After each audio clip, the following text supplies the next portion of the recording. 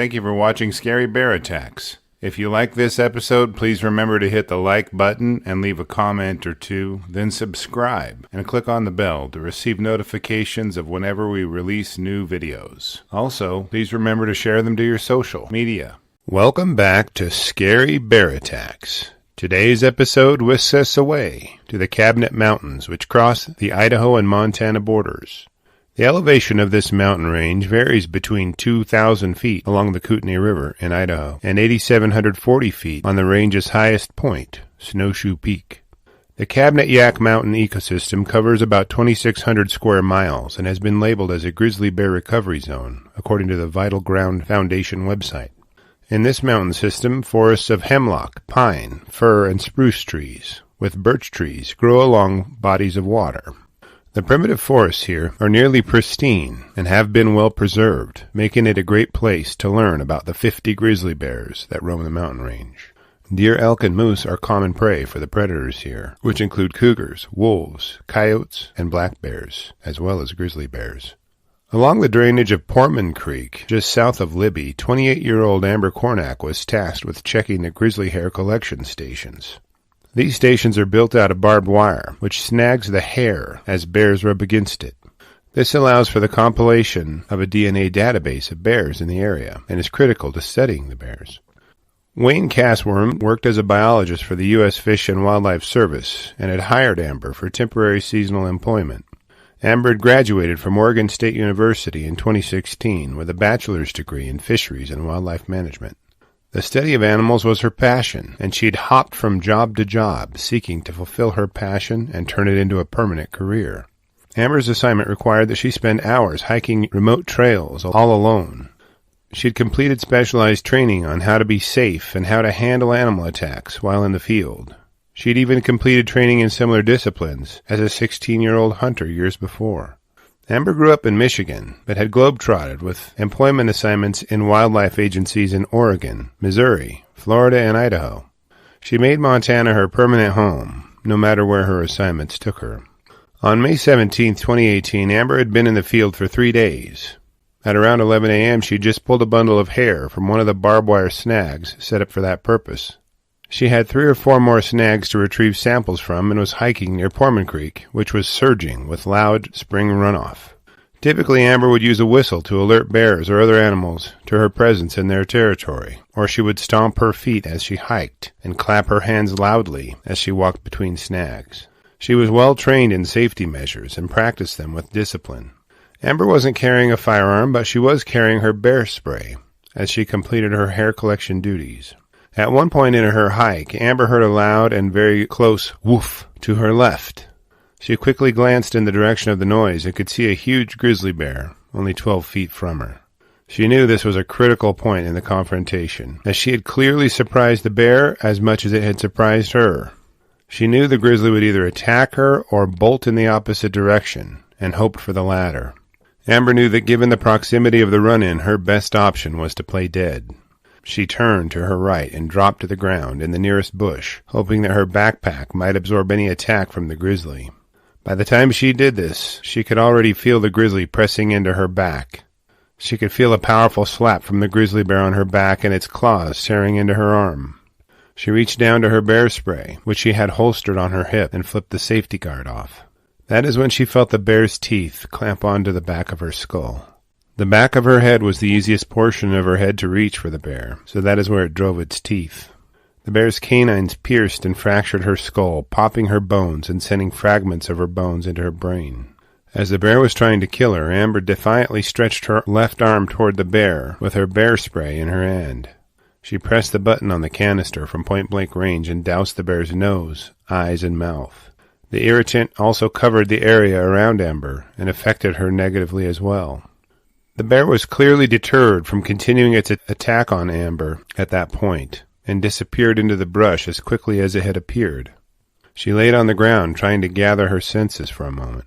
She wanted to make sure the bear had actually left and wouldn't return, so she remained still for a few moments afterward. Amber was carrying a special piece of safety equipment that we've discussed previously on this channel. She used her inReach by Garmin to request help immediately as she rinsed the bear spray from her eyes with her water bottle. She sipped some water and waited for the effects of the spray to wane. Amber slowly gathered her feet beneath her, mustering the courage to stand. As she lifted her head, she searched the brush to make sure the bear had not returned. She knew that bears make nearly no noise, and had not even seen what direction in which the bear had fled.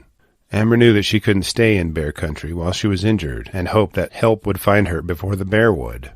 She resolved the only situation for her was to try to walk the 2 miles back to her vehicle.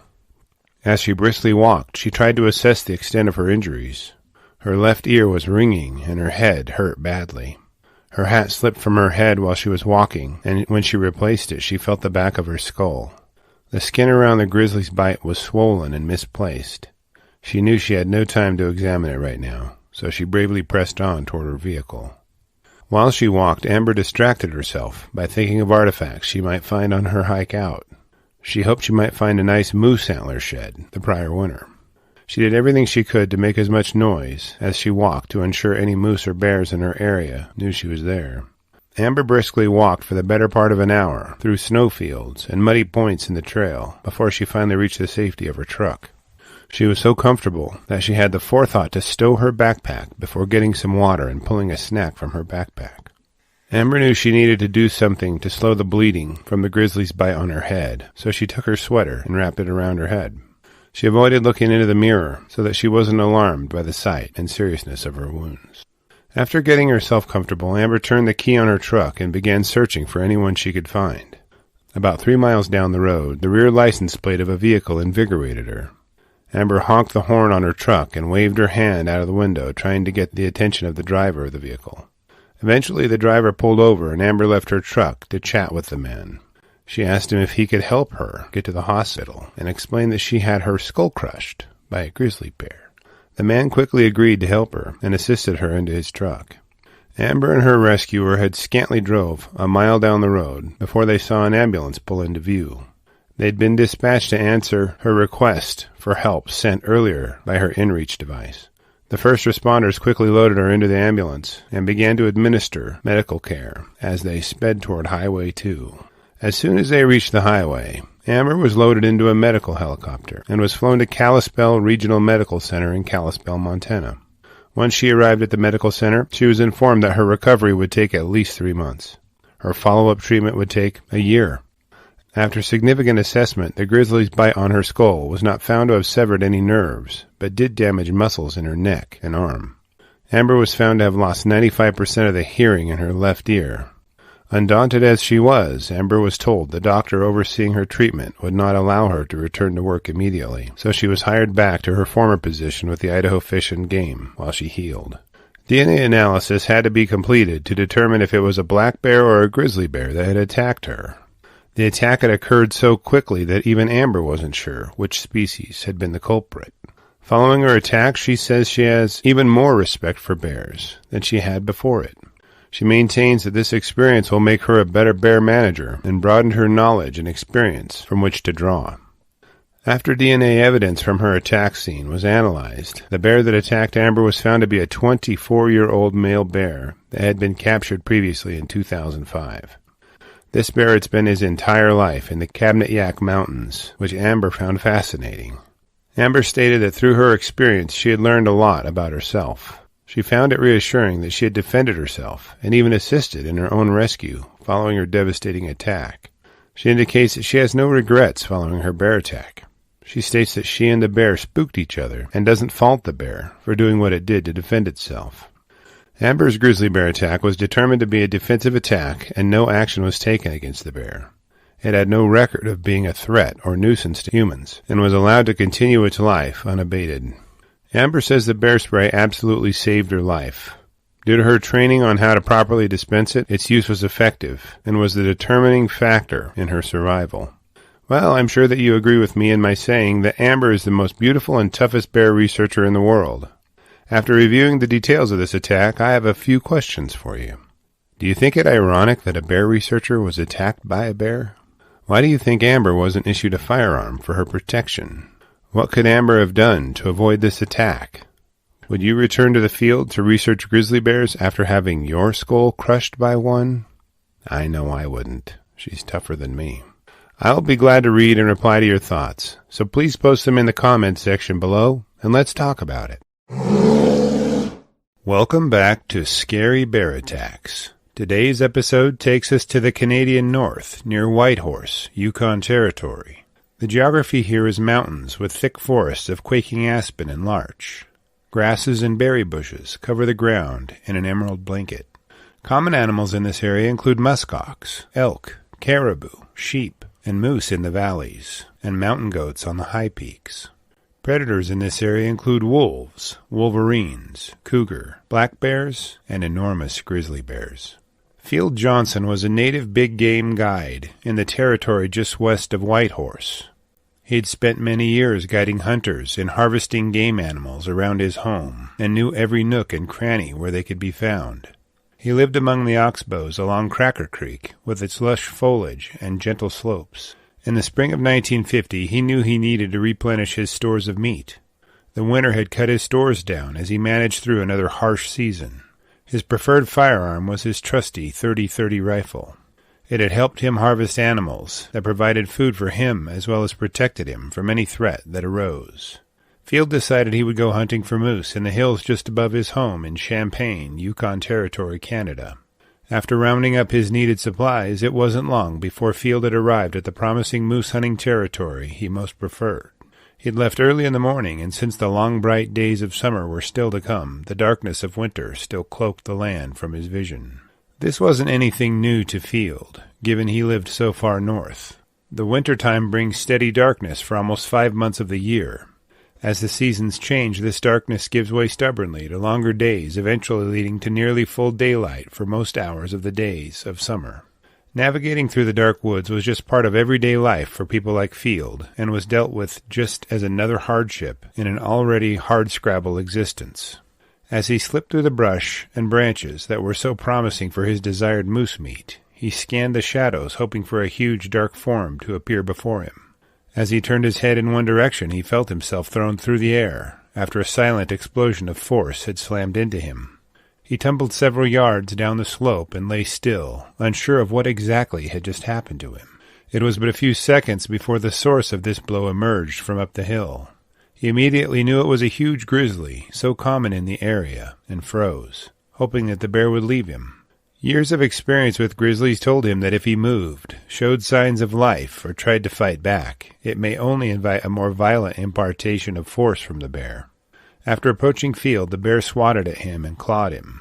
It watched him for any signs of life, and he knew if he didn't move, he may be able to convince it he was dead.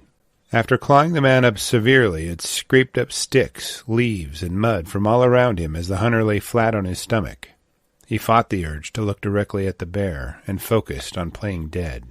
With any luck, he could convince the bear that its powerful initial blow had killed him, and he worked hard to lay still and silent. After the bear had spent the better part of an hour scraping duff over Field's body, it padded around him, sniffing and watching him. Soon it disappeared, and he could only hope it had left for good. He knew that the bear had buried him in hopes of coming back and consuming him later. The question was, what time would it return? Field could feel his blood oozing from wounds all over his body, and felt the pain of each of his wounds as his adrenaline began to fade. He hadn't heard the bear in some time, and thought it may be a good time to try to escape before the bear returned. He slowly pulled himself from beneath the foliage and debris. Field stumbled as he regained his bearings and searched for a direction to flee. What Field didn't know was that the giant grizzly had buried him, then laid down over its latest meal claim to rest. As soon as he stood to his feet, the grizzly roared from the nearby bushes and attacked him once again.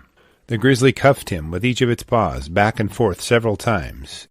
Each swat from the bear's paws tore clothing, skin, and muscle tissue with ease. The bear bit huge holes in his legs and arms and used its claws to shear gashes into his flesh. As the bear continued to tear Field limb from limb, consciousness faded and his body went limp. With Field unconscious, the bear undoubtedly thought he was finally dead. It bit onto his lower leg and dragged him for about a mile, with his lifeless body bouncing over rocks and through stabbing brush. After it was convinced that it had moved Field to a more preferred location, it again began to scrape duff, mud, and sticks over his body to bury him in a second food cache. By late afternoon, Field had regained consciousness once again. The wounds in his body had drained him of vital fluids, and his thirst was immense.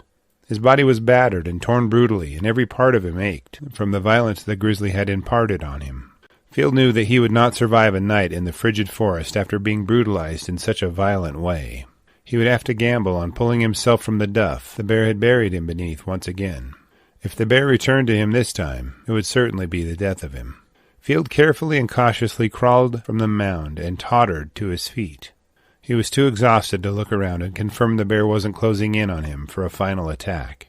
The man knew that all he could do was stumble in the direction of the busiest place near him, the Alaska Highway. By this point, Field was covered with sticks, mud, and coagulated blood from head to toe. He stumbled his way through several miles of forest and finally climbed the shoulder of the highway he hoped would be his point of eventual rescue. As he rested on the side of the highway, a vehicle appeared in the distance. As it neared him, Field waved frantically, and the driver pulled over.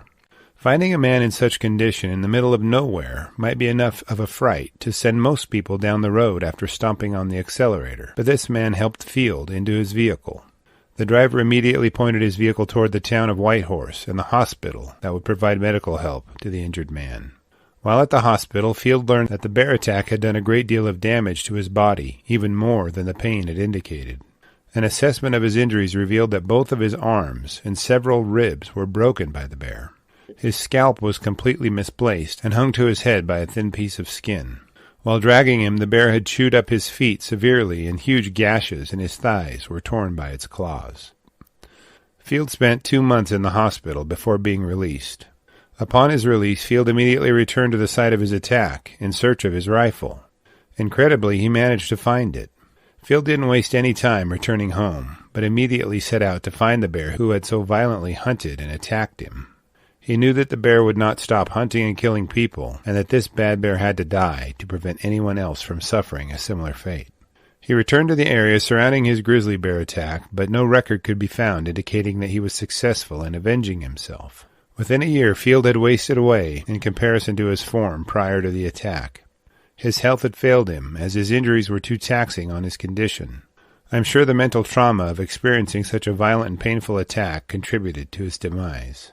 In his recounting of the attack, Field never indicated that he had seen cubs, nor had he smelled or seen a food cache.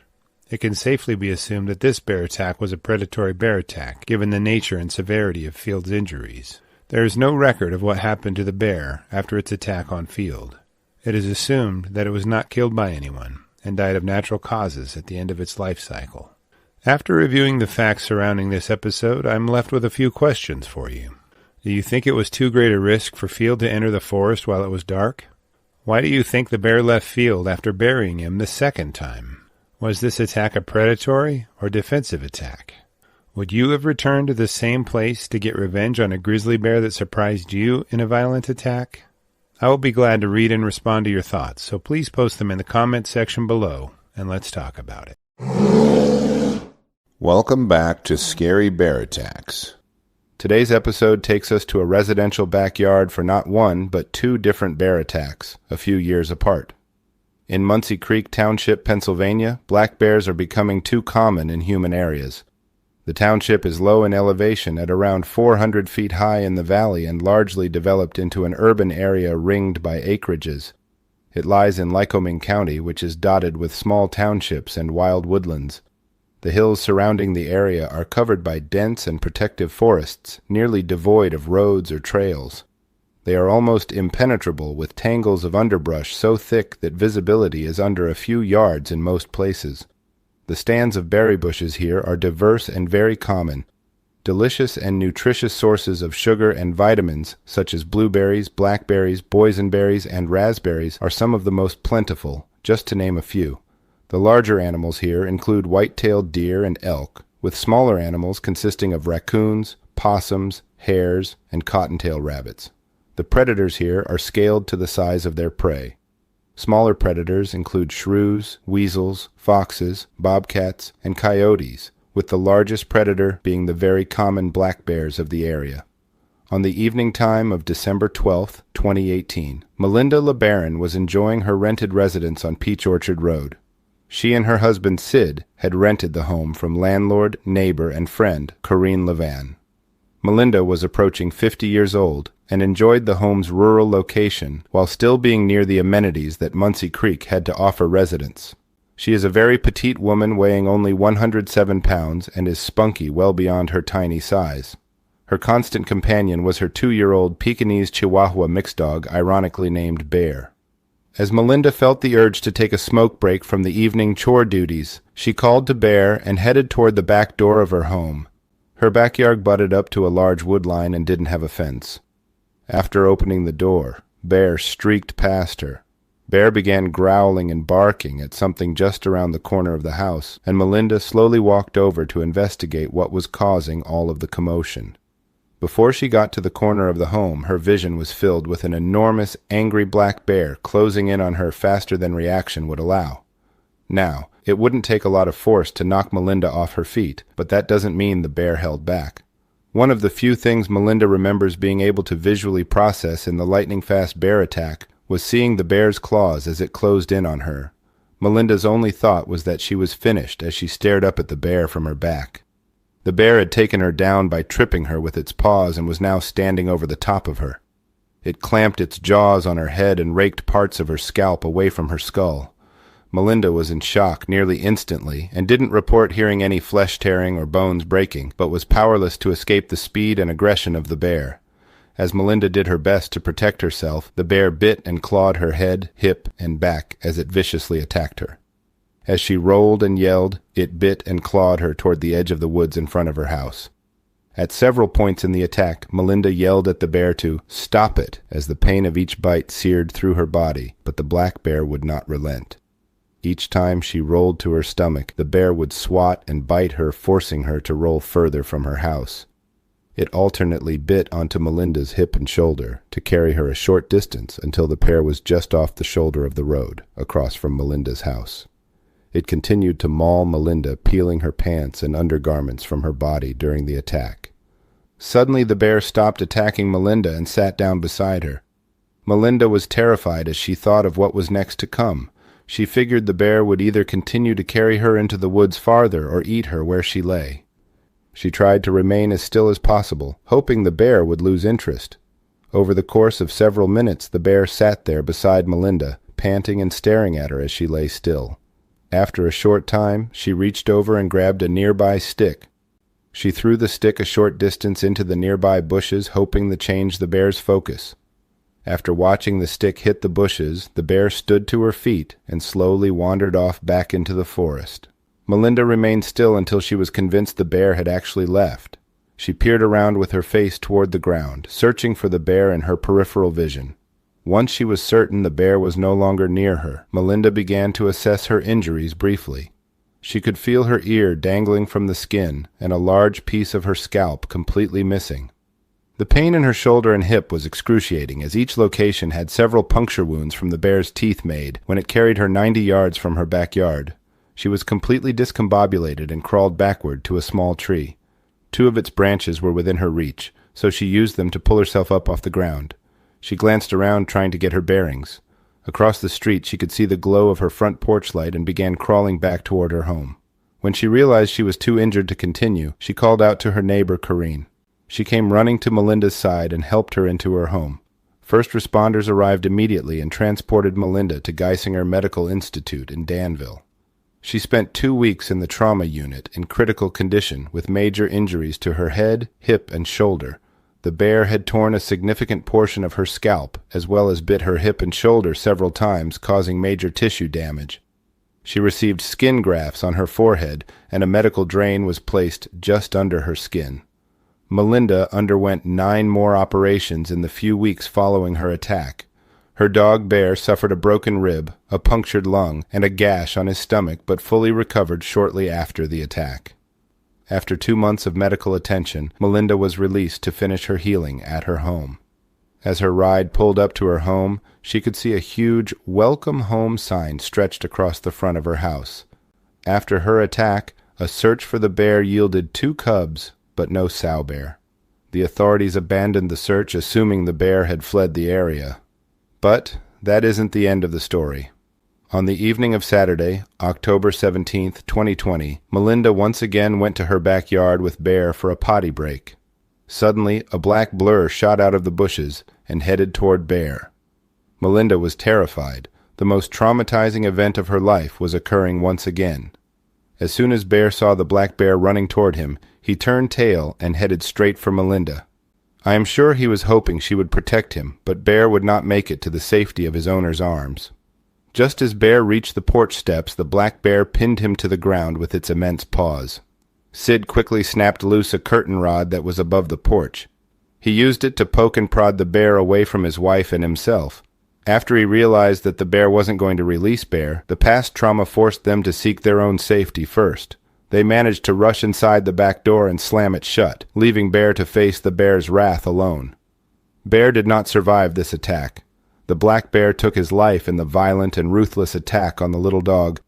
Melinda and Sid believe it was the same bear that killed their dog and attacked Melinda a few years prior. They believe something is wrong with this bear and that it seems to have a vendetta for them, or at least it had one against their dog Bear. The Pennsylvania Game Commission contends that it was likely a different black bear in each attack on the LeBarons. They cite the fact that there were no cubs present when Bear was attacked, as there were in Melinda's attack. They admit there is just no way to know for sure. Given that sow black bears do not have cubs every year, the fact that there were no cubs present does not necessarily preclude the possibility of both attacks being conducted by the same bear. The Game Commission did place a culvert trap in a field near the LeBarons' home. They also notified residents in the area to remove their bird feeders and put away their trash cans to keep bears from roaming into the neighborhood. There was no record of the trap catching any bears. According to records that date back to colonial times, there has never been a fatal black bear attack on any human beings in Pennsylvania, but Melinda's was very close to being the first. If it had happened even a few decades before, the outcome may have been very different. In the state of Pennsylvania, officials estimate that there are around 20,000 black bears spread across 46,055 square miles. This puts bear concentrations at about 1 black bear per 2 square miles. That is a very high density and maybe the highest density of black bears in the United States. According to authorities, there have been 30 black bear attacks in the state in the last 30 years. After reviewing the facts surrounding these attacks, I have a few questions for you. Do you think both attacks were done by the same black bear? What more could Melinda have done to avoid either of these attacks? Why do you think Bear was such a prime target for black bears near the LeBarons' home? Do you believe the black bear would have tried to attack Melinda if Sid hadn't been home during the second attack? I will be glad to read and answer your thoughts, so post them in the comments section below, and let's talk about it. Thank you for watching Scary Bear Attacks. If you've enjoyed this episode, please consider clicking on the like button and clicking on the bell icon. We'll help you know when we post our new episodes. Posting our video links to your social media profiles furthers awareness, and it's fun. We slashed our prices in our merch store, linked below, so check out the bargains there while you shop. As a member of our human community, remember to adventure bravely and be careful out there, especially in bear country.